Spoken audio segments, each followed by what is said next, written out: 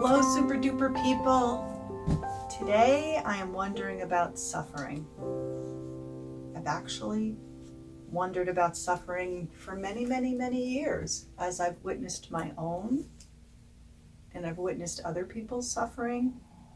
It's really always been something that I've thought about. I also think that I got messages when I was younger about, what suffering was and how to handle it. And I think pretty much every religion or belief system has some thoughts about suffering. Like, I was raised Catholic, and my mom said, suffering paves your way to heaven. I remember when she said that, I was like a teenager. I was like, what are you talking about? What does that mean? And I'm sure I dismissed it, right? And, in Buddhism, they talk about impermanence. So if you kind of check in with your own um, belief system, there'll probably be some information there about what you were taught about suffering, right? Um, so that's like the beginning. But what really made me wonder so much that I wanted to talk about this today was the idea of who I've been as I've suffered in my life. Suffering moves in and out. We can't avoid it. Life happens, suffering happens. And as it comes in and as it goes out, I started to wonder about, like, who was I during that time? So I looked back and I thought about different times in my life that were really painful, and then who was I during it, and I looked at a younger time in my life where I was going through a difficult time, and I just kind of acted out in a way that I just wasn't the person I'd want to be. I was like maybe not as nice as I could have been, you know, to my family at home growing up, and I was kind of like acting out that way, a little angsty, right?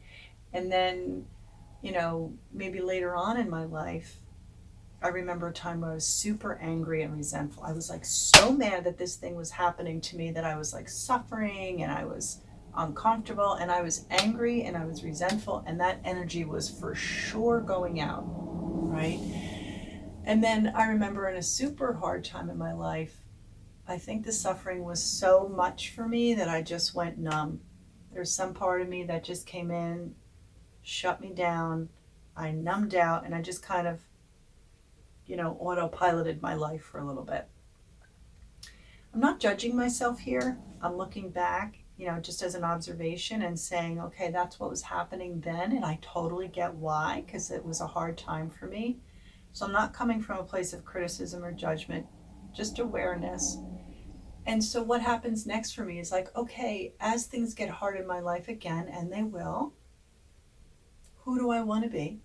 How do I want to be? Feels really important, because this is where I go back to my mom again, right? The whole thing about suffering paves your way to heaven.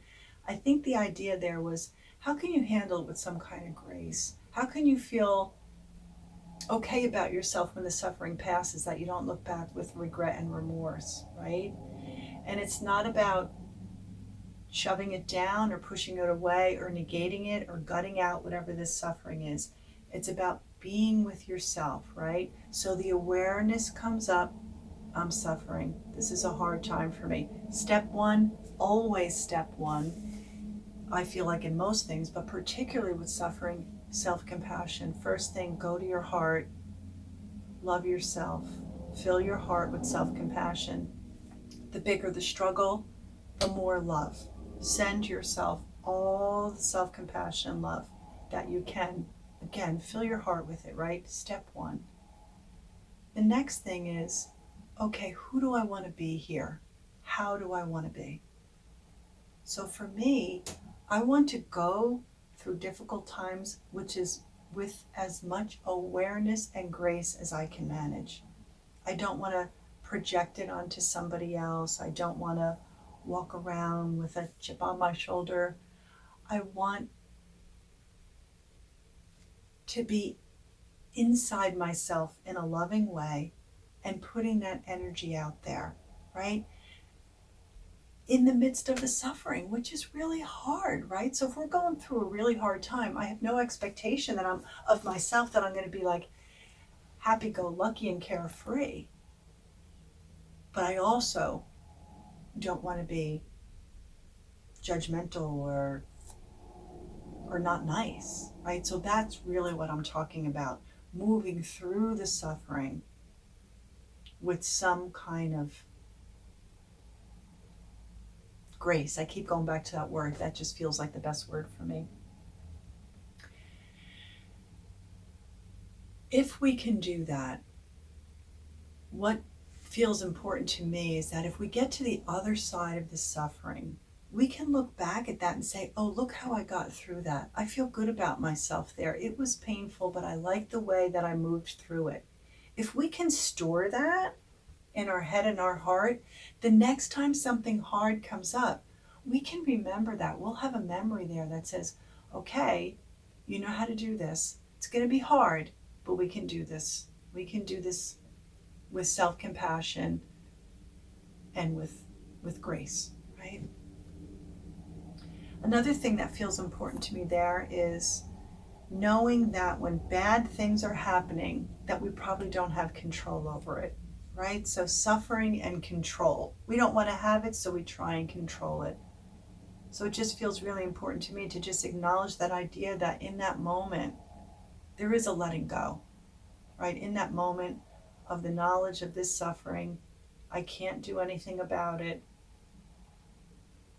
and I'm just going to let that go. That doesn't mean you're not proactive. It's about trying to change something that can't be changed, right?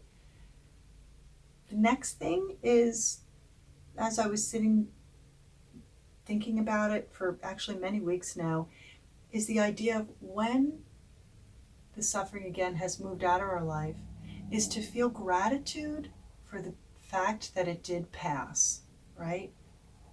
Just to say, oh wow, this moved through. I survived it. I'm probably different.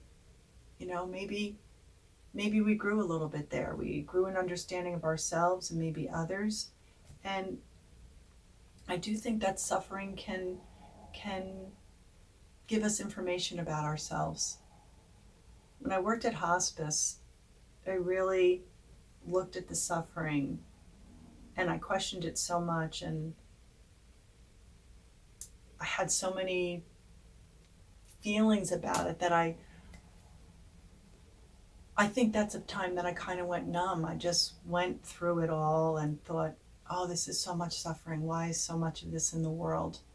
And I look back now, and I could have been with myself and maybe with other people in a different way if I could have accepted the suffering in a way and been aware of it and gave myself some love there, because it was hard to witness so much pain.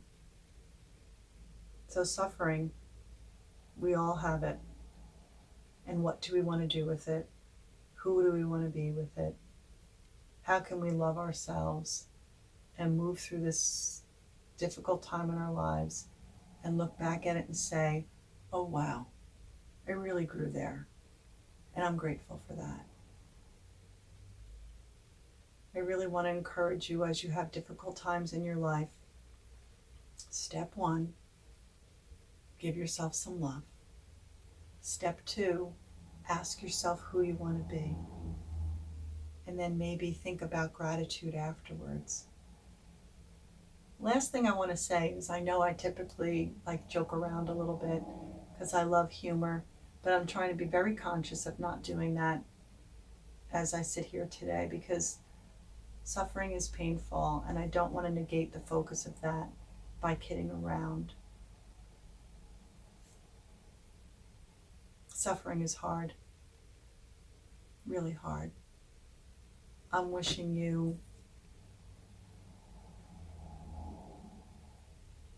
all the self-compassion you can give yourself. All of it. Fill your heart with it. One day at a time. Take care. I'll see you soon.